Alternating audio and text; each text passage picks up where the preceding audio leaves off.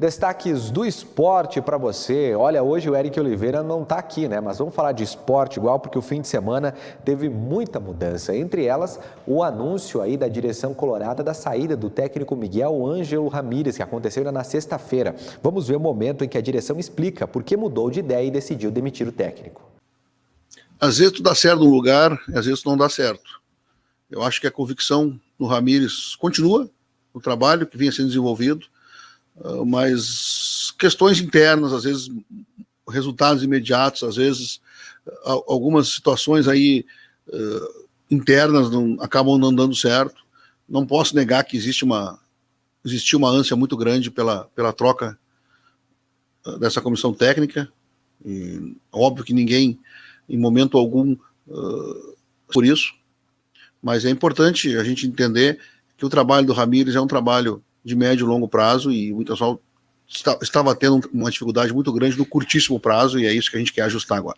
Nessa mesma entrevista coletiva, o vice-presidente de futebol internacional falou aí da saída do Miguel Ângelo Ramírez do Inter. Hoje é um dia chato, um dia triste, um dia pós uma derrota numa competição que nós tínhamos uma vantagem importante, e ontem tivemos um jogo, realmente um jogo atípico, e fomos desclassificados. Então a gente ainda está remoendo essa derrota de ontem, querendo entender exatamente o que aconteceu. E em relação à tua pergunta, eu posso dizer o seguinte, que nós, juntamente com o treinador, encontramos uma solução em conjunto para a sua saída. Entendemos todos que era esse momento, e não temos nesse momento nenhum nome especulado, nenhum nome na nossa lista. O nosso treinador hoje chama-se Osmar Loss, já trabalhou hoje, já assumiu interinamente aí o trabalho, e a gente confia muito no Osmar, uma pessoa que já vem trabalhando há bastante tempo no futebol, uma pessoa com experiência no futebol e que já vem acompanhando os trabalhos. A direção colorada também disse que busca agora um técnico com mais experiência aí para assumir o time, mas ainda não tem uma previsão. Vamos acompanhar a fala. Acho que o Internacional tem aí ótimas experiências com treinadores mais experientes, com treinadores menos experientes.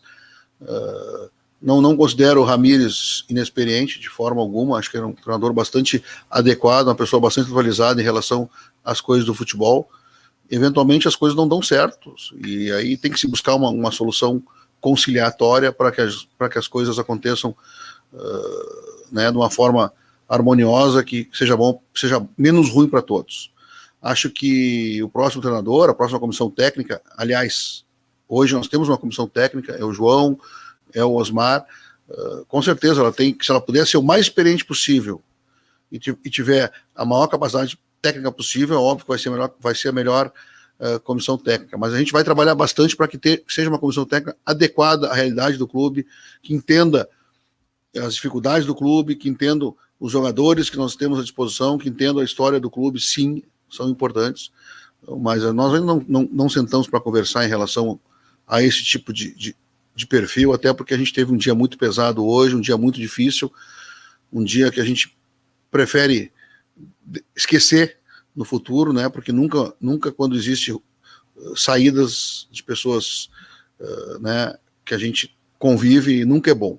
Mas no decorrer aí, nas próximas semanas, a gente vai ter com certeza uma solução adequada. Um desses nomes mais cotados é o do treinador Lisca, que está no América Mineiro. Ontem ele perdeu para o Flamengo por 2-0 e diz que hoje vai conversar com a direção, mas não quis se manifestar sobre o assunto. Veja.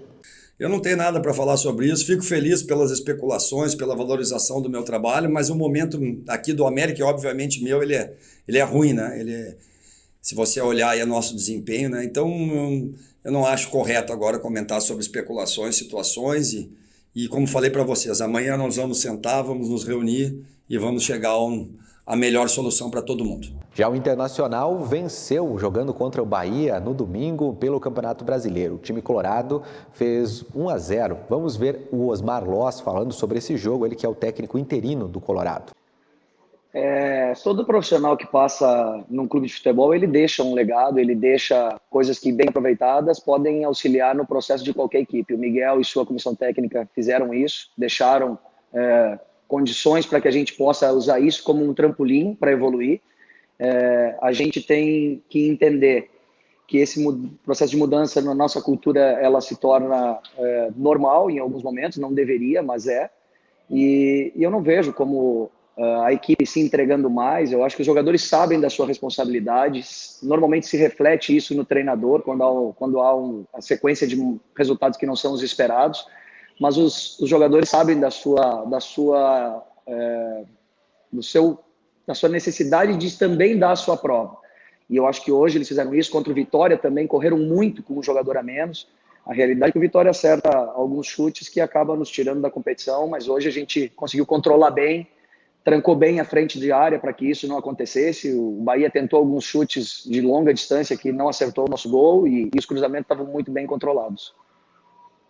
E o Grêmio acabou sendo superado na Arena e o Thiago Nunes acabou aí vendo a sua primeira derrota, né, no tricolor. Vamos acompanhar a fala do Thiago sobre esse jogo. A equipe adversária que conseguiu neutralizar a maior parte das nossas jogadas ofensivas, né? Criamos alguns mecanismos diferentes para tentar ter mais profundidade, mas é um jogo muito difícil, muito duro contra uma equipe, além de organizada, que já está com um ritmo competitivo até maior que o nosso. E nós estamos, né, quem tu falaste, voltando com alguns jogadores que estavam tempo sem atuar, né, sem iniciar uma partida, né? Então buscando o melhor ritmo de jogo. O ritmo de jogo só se consegue jogando. Então Rafinha, Ferreira, o próprio Luiz Fernando, o Diego Souza, o Matheus, que foi para a seleção, passou praticamente 10 dias lá e jogou aí, não jogou 45 minutos no total. Então jogadores que estavam tempo sem atuar, né, 90 minutos, e esses primeiros que eu falei em função do Covid, mais de 15 casos aí, jogadores que vão buscando o seu melhor ritmo.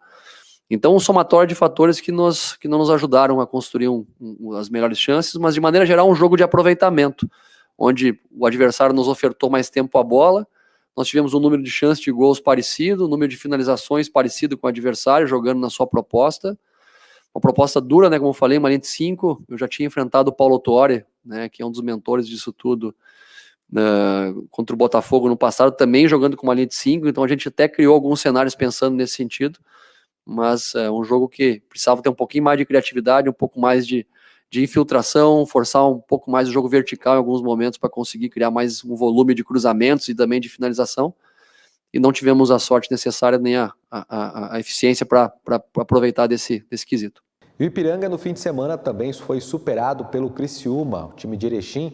Logo mais, as informações completas estão lá no site jornalbomdia.com.br.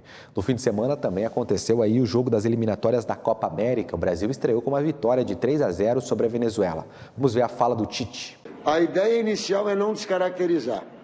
Por quê? Porque se tu desmonta uma equipe, desestrutura a equipe, quebra os links, quebra as conexões, a estrutura que a gente vem montando nos dois sistemas que a gente tem, tu tira a confiança do atleta. Aí ele vai para dentro do jogo e não joga bem, aí aquela avaliação, aquela oportunidade, ela fica prejudicada.